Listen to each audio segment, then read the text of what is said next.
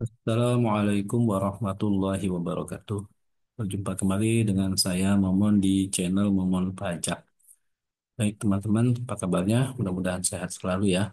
Baik, pada kesempatan kali ini saya akan menyampaikan bagaimana melakukan permohonan surat keterangan fiskal atau di aplikasi Cortex ya. Di SKF ini sangat berguna bagi teman-teman ketika ingin melakukan suatu transaksi dengan pihak-pihak tertentu yang membutuhkan SKF ini. Langsung saja ya kita login di aplikasi Koteksnya. Silakan isi ID, kemudian kata sandi sebagaimana biasa. Kemudian jangan lupa isi captcha-nya dan login. Kemudian teman-teman nanti di sini tolong diperhatikan nanti kan kalau misalnya dia sebagai orang pribadi ataupun sebagai badan, ya disesuaikan saja kebutuhan untuk melakukan permohonan SKF itu ingin menggunakan pribadi atau menggunakan badan ya pada umumnya mungkin menggunakan badan usahanya. Silakan teman-teman impersonate dulu ya ke wajib pajak badannya.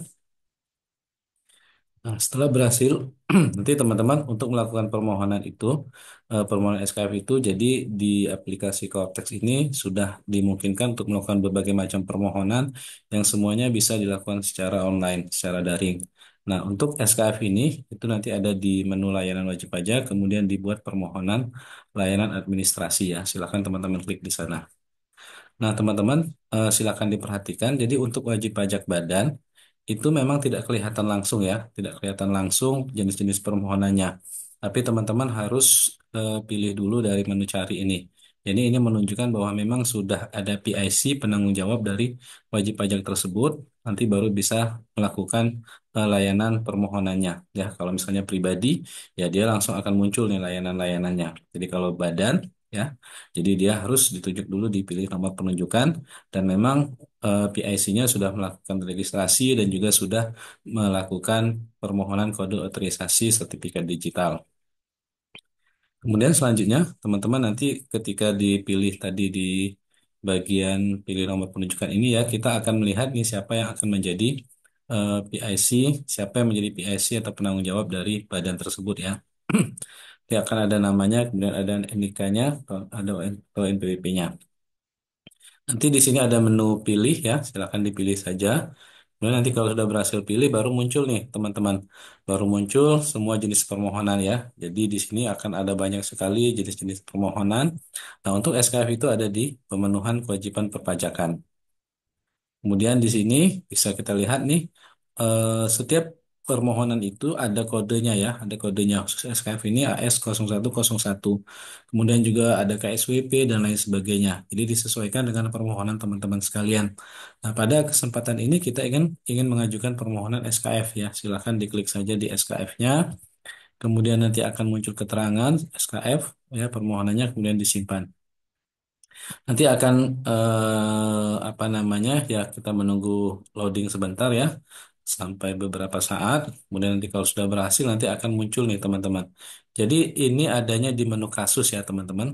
Menu kasus kita itu di portal saya di daftar kasus ya. Kalau ini kan tampilan ketika sudah kita melakukan proses permohonan. Tapi kalau misalnya kita ingin melihat dari tampilan awal apa di depan yaitu di portal saya kemudian di daftar kasus.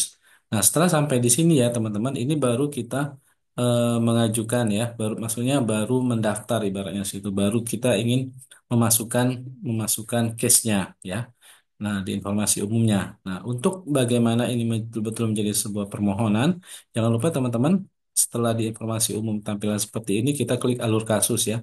Jadi semua permohonan kasus itu secara umumnya adalah tampilan awalnya seperti ini, kemudian kita jangan lupa untuk alur kasus. Jadi kita betul-betul ingin menjadikan ini sebuah kasus yang betul-betul diproses. Ada alur kasus, penugasan kasus, penyusunan laporan, dan seterusnya ya. Persetujuan penolakan tuh dari sini. Jadi kita klik alur kasus. Nah, nanti di sini akan ada ibaratnya perutian kasus ya. Jadi ibaratnya mendownload permohonan kita, mensinkronkan data kita ya. Jadi tampilan awalnya ketika kita melakukan permohonan ini adalah putih semua, tapi ini bukan berarti error ya teman-teman. Jadi dia lagi mensinkronkan data. Ya, ditunggu saja beberapa saat ya, ditunggu saja beberapa saat nanti akan muncul nih teman-teman. Dia akan muncul permohonan penerbitan SKF, judulnya ini juga bisa di-download ya permohonannya ada jenis layanan. Jadi ini semua sudah tersistem ya. Jadi kita tidak perlu mengetik ulang. Kemudian juga nanti yang paling perlu kita isi tujuan ya, tujuan kita melakukan permohonannya itu apa? Itu ada banyak pilihannya ya, disesuaikan dengan kebutuhan teman-teman. Kemudian kota di mana mungkin kita ingin menerbitkan permohonan ini.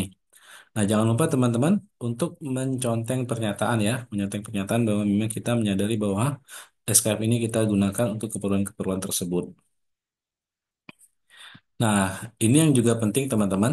Silakan perhatikan nanti di sini ada kewajiban perpajakan yang mungkin perlu kita perhatikan. Jadi ada taxpayer tax clearance. Jadi dia memastikan kita sudah melaporkan SPT tahunan, tidak ada hutang pajak dan tidak ada kita dalam proses dalam pengawasan ya. Jadi kalau misalnya kita belum melakukan pelaporan atau ada hutang pajak ya dia tidak akan otomatis. Jadi ini semuanya otomatis ya. Kalau misalnya ada salah satu yang tidak terconteng ya kemungkinan kita tidak akan bisa mengajukan permohonan SKF ini. Jadi ini semua dalam sistem. Kalau ini sudah berhasil semua atau sudah conteng semua ya, oke. Nanti akan ada dokumen keluar dari CITES tersebut dan ini kita harus tanda tangani teman-teman. Ya, jadi ada kita bisa create PDF-nya ya permohonan tadi sama dengan di atas, kemudian ada sign.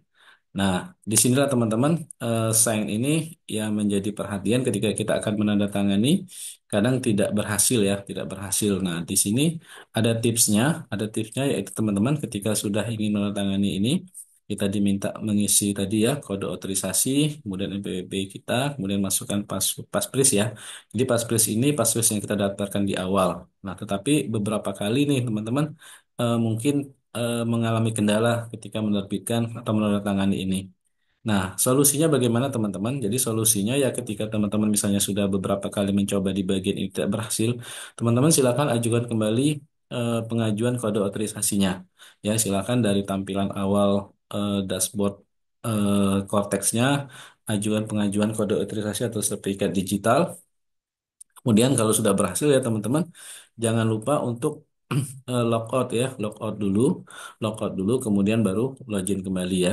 Kemudian itu akan berhasil. Nah, ketika misalnya sudah melakukan pendaftaran kode otorisasi tadi, ya kalau misalnya sudah mendaftar kode otorisasi, kemudian logout, kemudian login kembali, kemudian tadi balik ke daftar kasusnya, kemudian lanjutkan prosesnya, ya nanti mudah-mudahan akan berhasil ya seperti itu. Oke, nanti ketika misalnya kita tadi download ya, akan muncul PDF permohonannya. Kemudian kalau tadi ditandatangani, kalau sudah berhasil ya, nanti akan teman-teman muncul nih prosesnya. Di sini kita akan lakukan submit ya. Kalau misalnya sudah berhasil menandatangani, kita klik submit. Ya, nanti akan submit. Kemudian nanti akan muncul kembali di tampilan awal ini. Kita scroll saja ke bawah ya. Terusnya nanti akan ada keterangan seperti ini teman-teman. Klik tombol lanjut. Jadi diminta kita untuk menunggu 5 detik nih. Ya mungkin kita hitung saja atau mungkin ya diperkirakan saja untuk bisa lanjut ke halaman berikutnya atau refresh halaman ini agar muncul kolom lanjut ya. Jadi kalau misalnya belum muncul ya kita tunggu saja sampai ada muncul kolom lanjut dan berubah ya. Jadi kalau misalnya sudah muncul tanda ini lanjut ya baru kita klik lanjut. Artinya permohonan kita sudah di-generate atau sudah diproses. Nah, kalau kita sudah lanjut, nanti akan ada skrip ini sedang menjalankan, ya artinya sedang dalam proses permohonan. Kemudian setelah skrip itu selesai, ya mungkin kita refresh kembali atau secara otomatis nanti akan muncul kasus ditutup.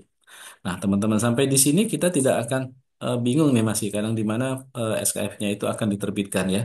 Jadi ya secara umum nanti mungkin akan masuk ke dalam dokumen di sini ya. Tapi yang lebih lebih enaknya yaitu ketika kita lihat di bagian kiri ini di bagian dokumen teman-teman. Jadi ketika kita sudah berhasil sampai di sini, kasus ditutup ya, kemudian akan kita lihat di menu dokumen ya.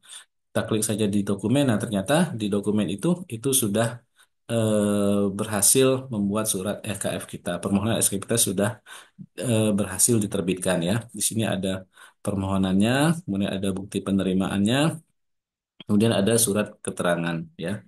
Begitu teman-teman. Jadi disinilah kita bisa mendownload ya apa namanya surat keterangan fiskalnya tersebut. Kita klik saja unduh.